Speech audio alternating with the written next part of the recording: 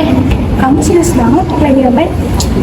Ini nih aku lagi nyari referensi buat tugas peradaban Islam dan aku kebagiannya metode tentang perkembangan Islam di Asia dan Eropa. Oh, terus masalahnya apa? Ya, masalahnya aku bingung karena aku cuma punya referensi dari buku catatan pas SMA aku. Ada sih, cuman pembahasannya masih kayak umum gitu loh.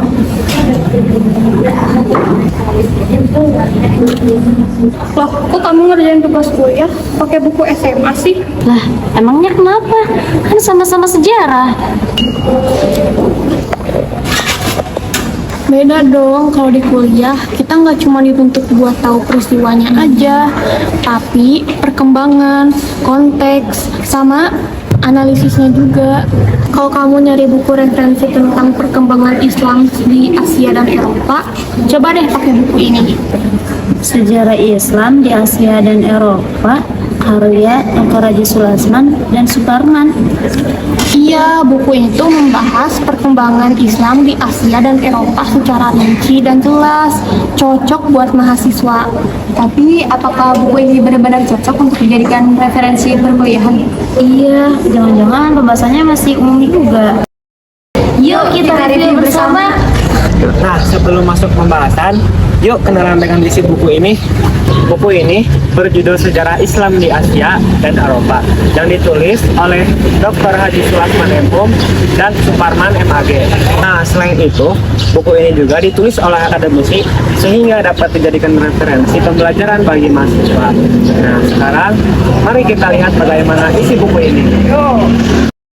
Setelah membaca buku ini, ternyata kami menemukan bahwa isi buku ini tidak hanya membahas tentang perkembangan Islam di Asia dan Eropa saja, tetapi buku ini juga memuat pembahasan mengenai Arab pra-Islam, sejarah Nabi Muhammad SAW, Khulafaur Rasyidin, berbagai dinasti Islam hingga perang salib.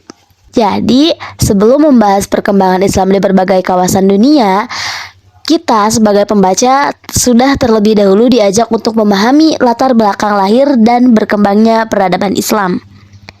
Namun, karena keterbatasan waktu, pada video kali ini kami akan memfokuskan pembahasan pada 4 bab yang menurut kami paling relevan dengan tema buku, yaitu Turki Utsmani, Islam di Eropa, Islam di Asia Selatan, dan Islam di Asia Tenggara. Perjalanan pertama membawa kita ke Turki Utsmani.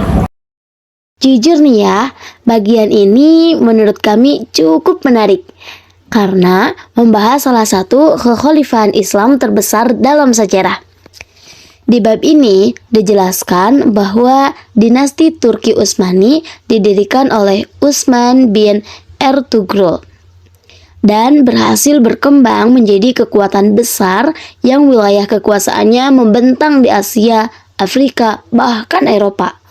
Salah satu peristiwa yang paling terkenal tentu saja adalah penaklukan Konstantinopel oleh Sultan Muhammad Al-Fatih pada tahun 1453. Nah, menurut kami, pembahasan ini menunjukkan bahwa Turki Utsmani bukan hanya kuat dalam bidang militer, tetapi juga memiliki kontribusi besar dalam bidang pemerintahan, pendidikan, dan kebudayaan. Setelah melihat kejayaan Turki Utsmani, sekarang kita bergeser ke benua Eropa. Ketika mendengar Islam di Eropa, mungkin banyak dari kita langsung teringat pada Andalusia atau Spanyol Islam. Nah, ternyata memang wilayah ini menjadi salah satu fokus pembahasan dalam buku. Dalam bab ini dijelaskan bagaimana Islam pernah membawa Eropa menuju masa kemajuan, terutama dalam bidang ilmu pengetahuan, filsafat, kedokteran, hingga arsitektur. Menurut kami, bagian ini menarik karena memperlihatkan bahwa peradaban Islam ternyata memiliki pengaruh yang sangat besar terhadap perkembangan peradaban Barat. Dari Eropa, perjalanan sejarah kita berlanjut ke Asia Selatan, khususnya India.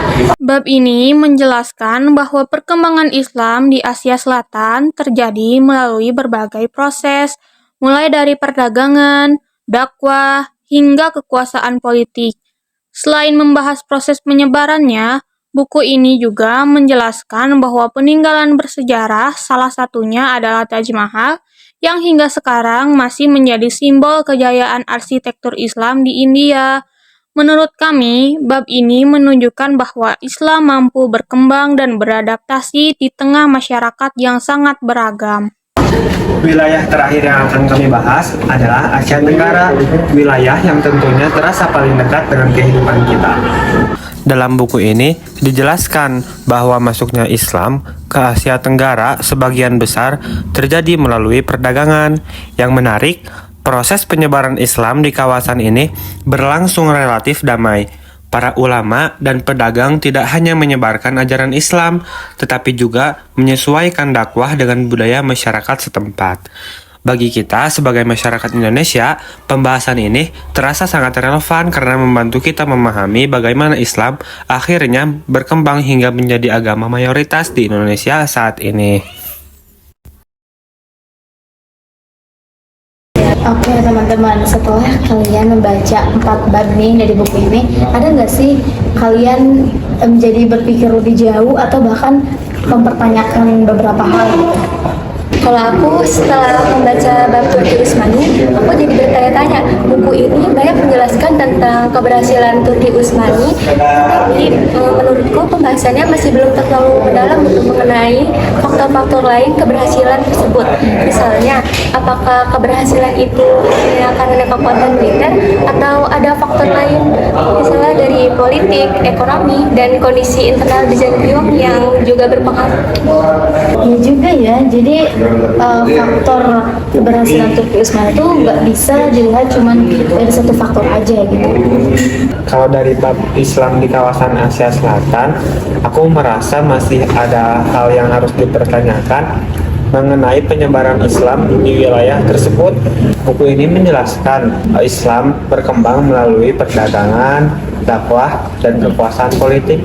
Tapi aku masih penasarannya sejauh mana sih kekuasaan politik itu memengaruhi penerimaan masyarakat terhadap Islam, karena kondisi sosial dan budaya masyarakat India saat itu masih sangat kompleks. Nah, menarik tuh untuk kita teliti lebih lanjut ya teman-teman.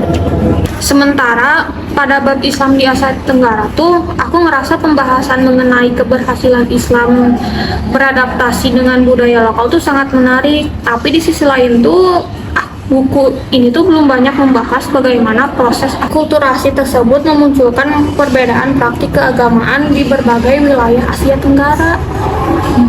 Iya, padahal pembahasan tersebut menurutku penting untuk memahami keragaman praktik Islam yang ada sampai sekarang.